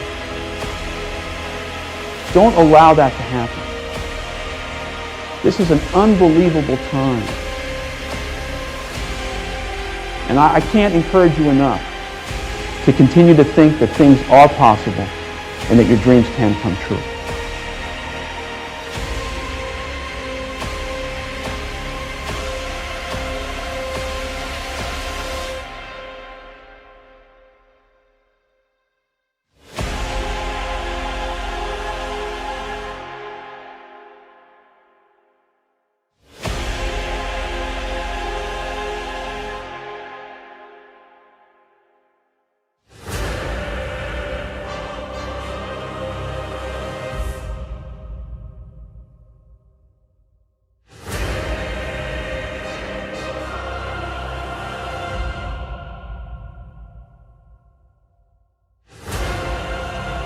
Failure is maybe when, at least I feel like I failed when I didn't put everything I had into a problem. So really, it goes back to the analogy I made at the beginning, is if you don't put it all out there, if you don't put everything you got into solving the problem, then that's failure.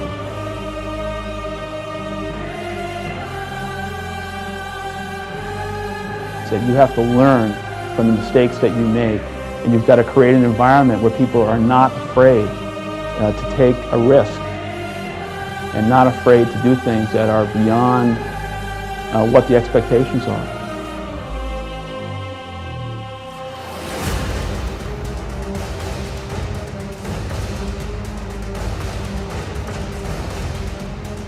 Fear is the disease. Hustle is the antidote. You can't count on sales. You can't count on anything but just crazy hustle and just grit your teeth, claw your way to success. There was just no easy way to do it.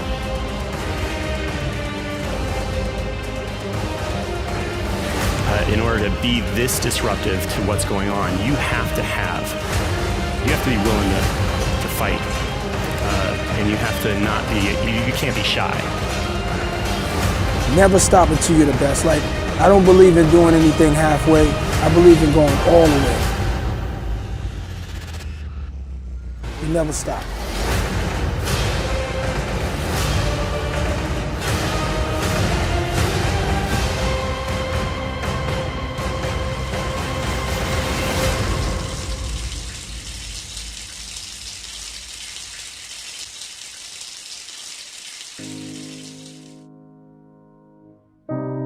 I'm not afraid to fail.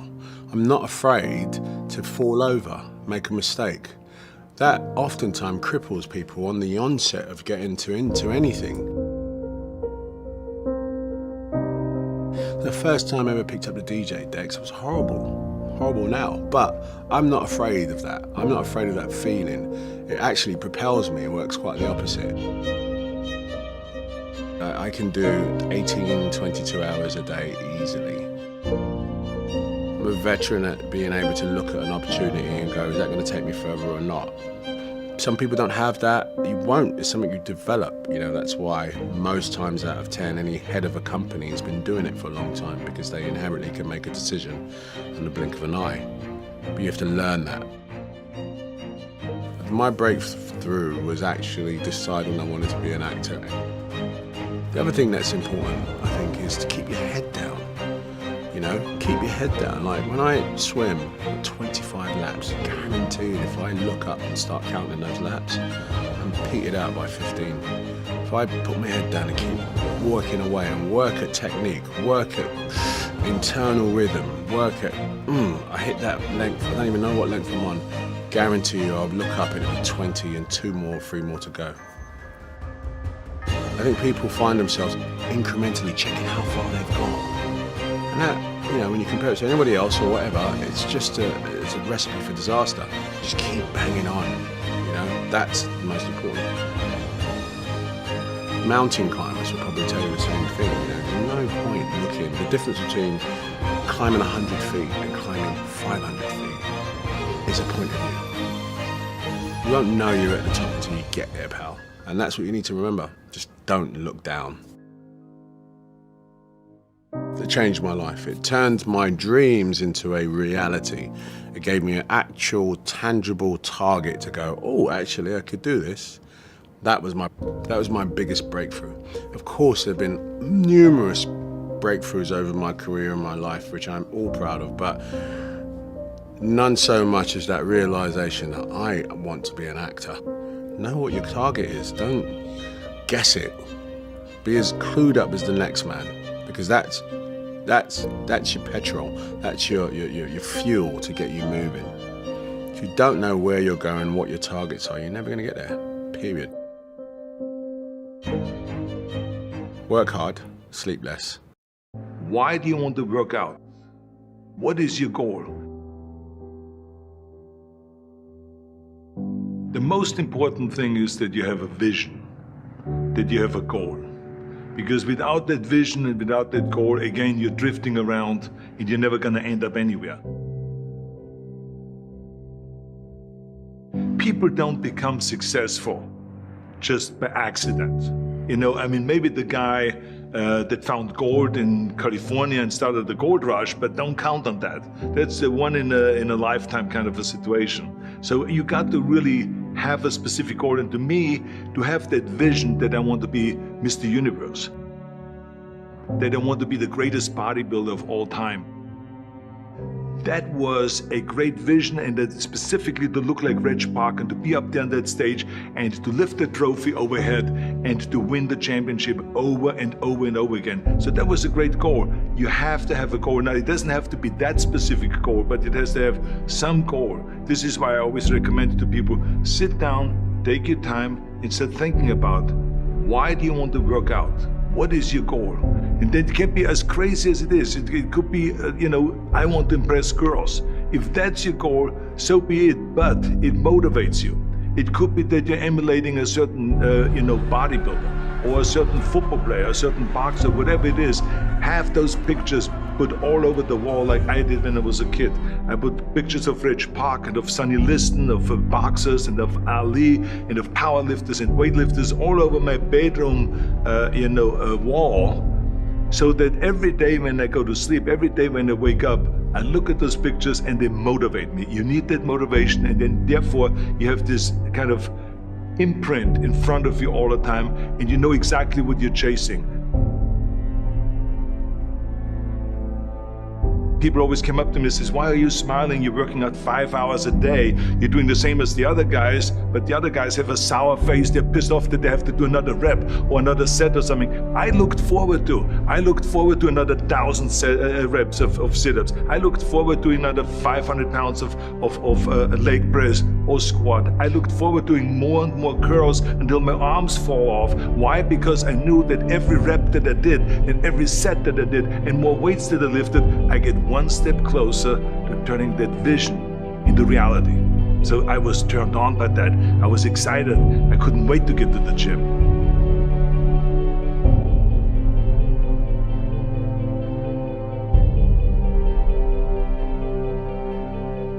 I remember that when I weighed 245 pounds, and Bob Rafelson, the director of Stay Hungry, said to me that I'm interested in having you come in for a reading and work on your acting and all this, because I'm interested in having you in a movie to star with Jeff Bridges and with Sally Fields.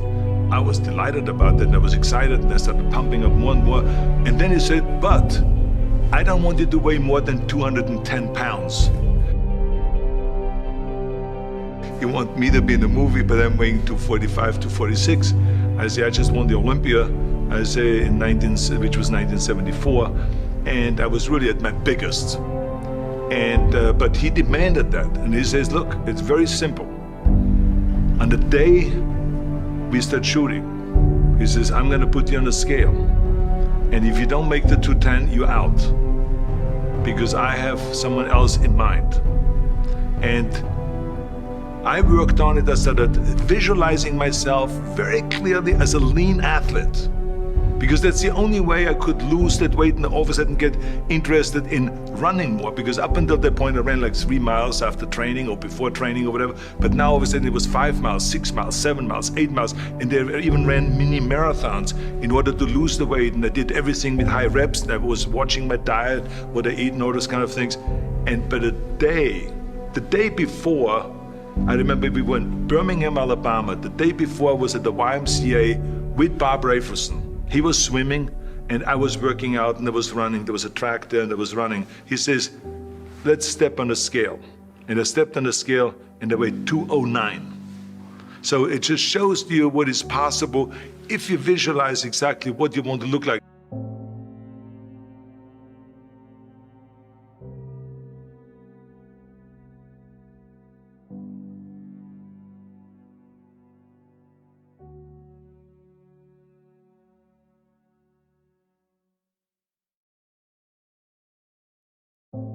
And there was no room for any kind of like, well, I can't get my act together or anything like this, because there's only a certain amount of time. But the key thing again is have the clear vision. Have the specific goal of what you want to accomplish, because then you never go to the gym and you say, the day I feel down a little bit, I don't know what it is all about. I don't know my life, I'm confused. No, I tell you that I was a perfect example of someone that was not confident at all.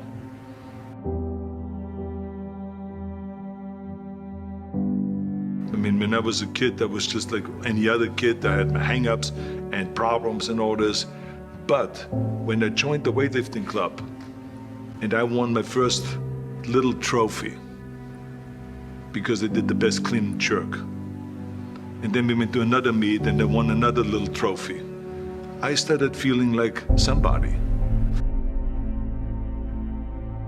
But the bottom line is, everyone can use the same method, because I used it in politics, I used it in making money, I used it in everything that I've done in the movie business. When you have one little victory, little victories add up, and that is what gives you then ultimately confidence. Well, for me, the most important thing always to have a deadline. When I, for instance, had a competition, and let's say the competition was in the middle of September, and it was now beginning of summer, so there was no more time to screw around.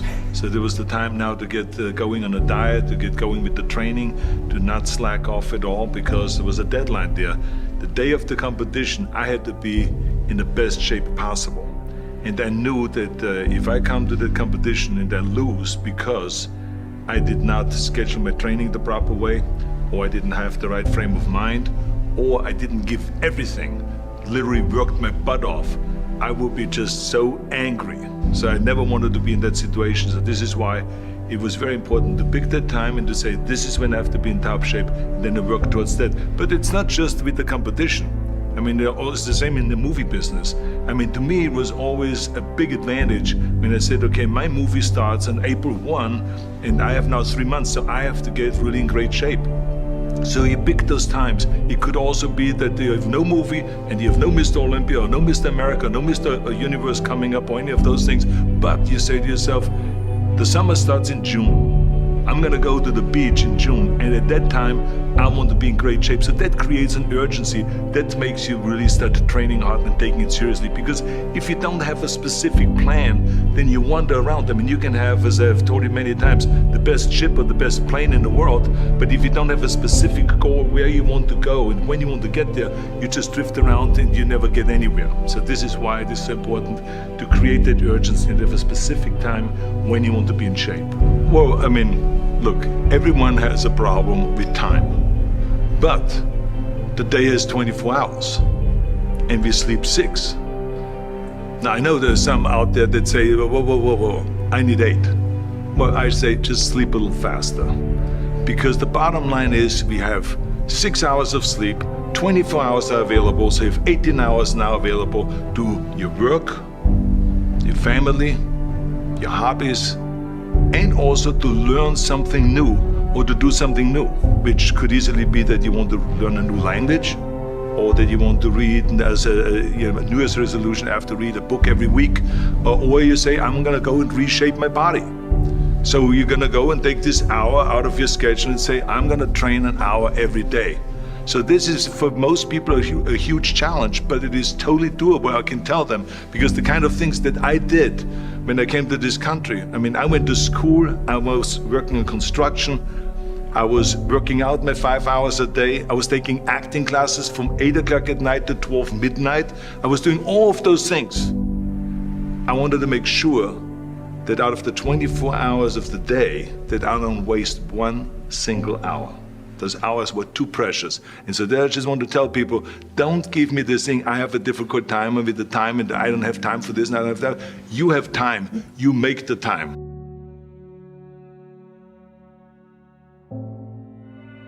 I'm not done by any stretch of the imagination. I'll handle this loss like a champion. I will not shy away from it. I will not make excuses to it. I lost in there. There was errors, but errors can be fixed if you face them head on and fix them, and that's it. I will celebrate this like you should. You should celebrate all adversity, because it makes you grow and it makes you stronger. So what doesn't kill you makes you stronger, and this is something that will make me stronger. We can either run from adversity or we can face our adversity head on and conquer it, and that's what I plan to do. I'll face it, I'll take it on the chin, and I'll carry on. I'll learn. I truly believe we are all equal as human beings. If we are obsessed with something and we truly pursue our passion with everything we have, regardless of anything else, if you are obsessed, work hard, put in the time, you will succeed. And that is a philosophy that I carry, my coaches carry, and this is hard work. This is an obsession. Nothing can beat hard work. I took a chance, it didn't pay off, I'll be back.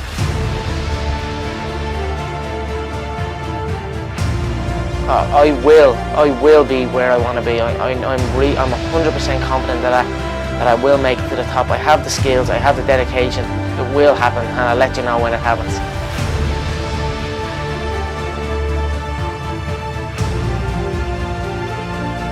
I'm an up-and-coming fighter, and without a doubt you will see me on the UFC in the near future, without a doubt.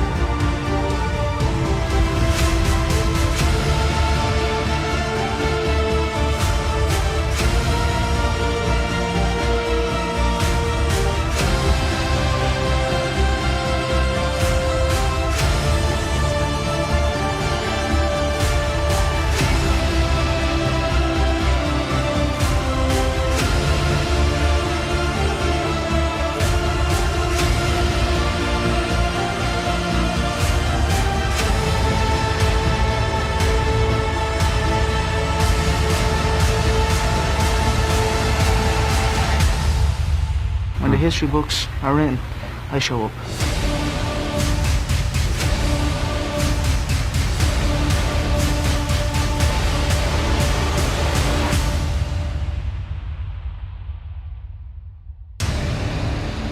If we are obsessed with something and we truly pursue our passion with everything we have, regardless of anything else, if you are obsessed, work hard, put in the time, you will succeed. And that is a philosophy that I carry, my coaches carry, and this is hard work. This is an obsession. Nothing can beat hard work. If you don't know, now you know. It's true. Your friends, family, and loved ones will be the first ones to try and talk you out of greatness. When you're ready to do something and try something new that's out of your comfort zone, that's out of your norm, it's always the one you're dating, the one you're married to, the one that's in your family, your friends in your immediate circle, that will always try and talk you out of doing something special and significant.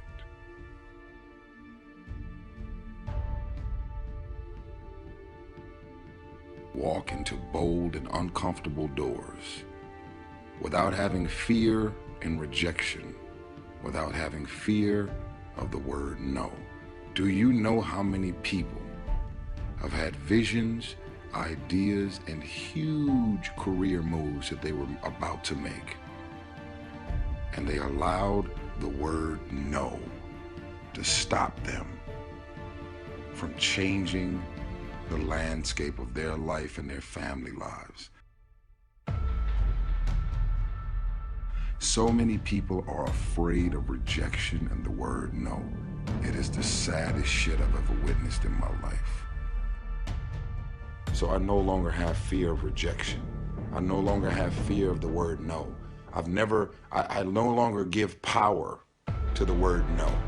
I could care less about you rejecting me, disowning me, me having visions and ideas and you not seeing what I see. I see what's not there. Only those that can see the invisible can do the impossible. I see what's not there. I have visions. My visions are bold and unapologetic.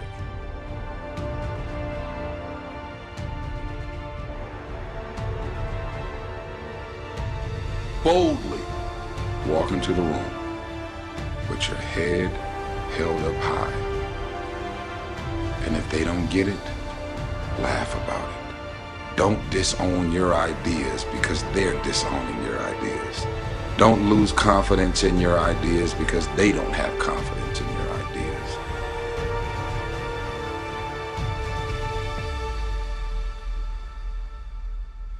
got gifts, you got talents, you got capabilities, you got inventions, you got phone apps, you got all of these things that you need to unleash on the world.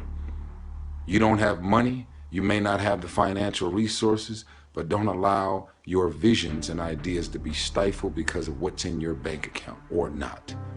When you have visions and ideas, you do any means necessary to get a hold of the investors and the people with all the money in the world who don't have your ideas, to see to it that your ideas come to life.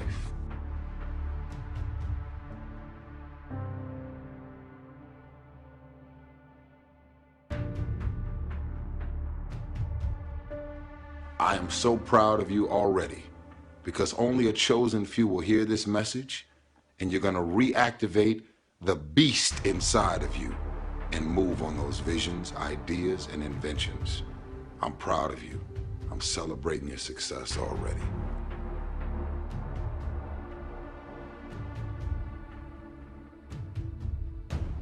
What is the secret of achieving goals?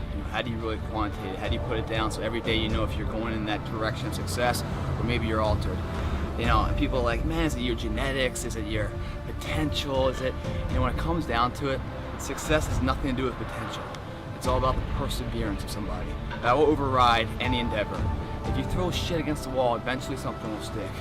You guys that have this potential, don't have this potential, that shit dies. What continues to last forever is a perseverance to always show up. That's what champions do. Every single champion is the same as every ordinary person.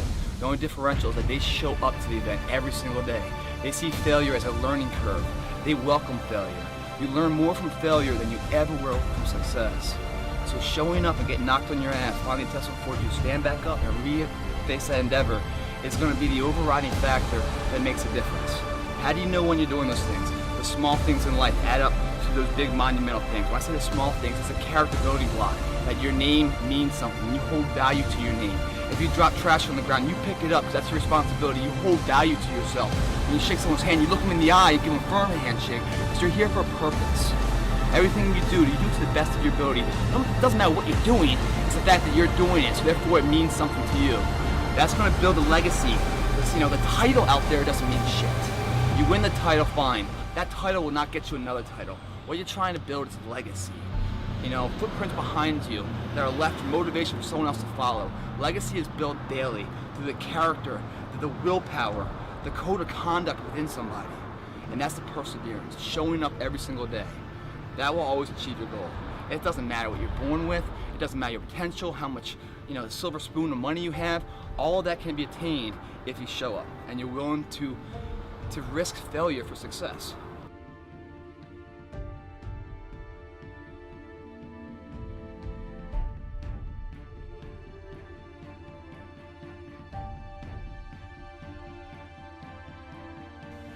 I want to introduce y'all to this very simple concept. That if you want it, you got to go get it. Some of y'all got this concept of what you want to accomplish. Some of y'all are motivated by broke. I'm broke, I'm stuck, I'm fucked up, I can't do nothing. Some of y'all are motivated by just wanting to accomplish the things that you want to accomplish. Other folks are motivated by materialistic things. It's a very simple concept.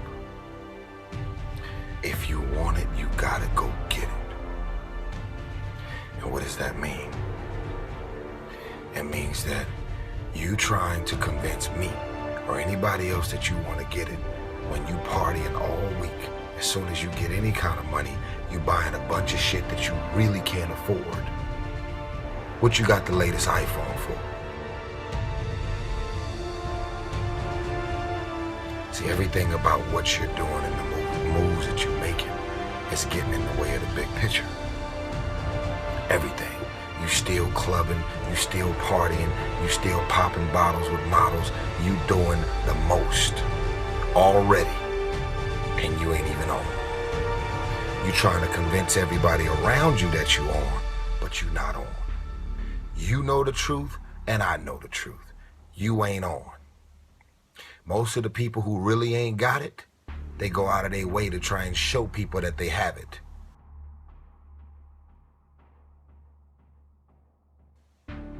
time to stay focused. It's time to decide, fuck clubs, fuck partying, fuck trying to fit in and socialize, rub elbows with everybody so people can stop calling you weird. Why are you so antisocial? Because I'm trying to get it. Why are you staying on the basketball court so much? Because I'm trying to get it. Why are you out there practicing in the hot sun when ain't nobody else out there? Because I'm trying to get it.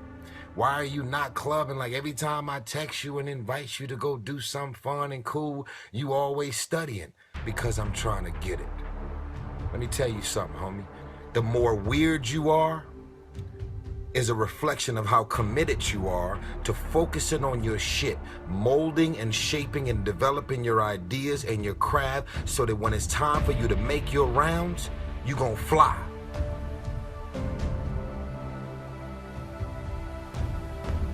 You still got work to do. Stay on that basketball court. Stay on that football field. Fuck all the homies texting and calling and trying to make you feel bad about being so focused. It's grind season, homie.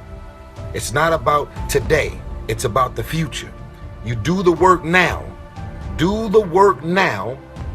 And all of the shit that you could ever want to do for your family, your kids, your loved ones, it's all going to be on a whole nother stratosphere.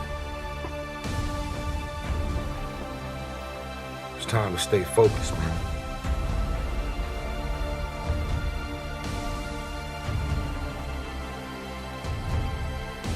This is what I hope. I hope this video makes you uncomfortable. Because I look at this as a mirror. You get to look yourself in the mirror and ask hard and tough questions. What am I doing every single day with my life?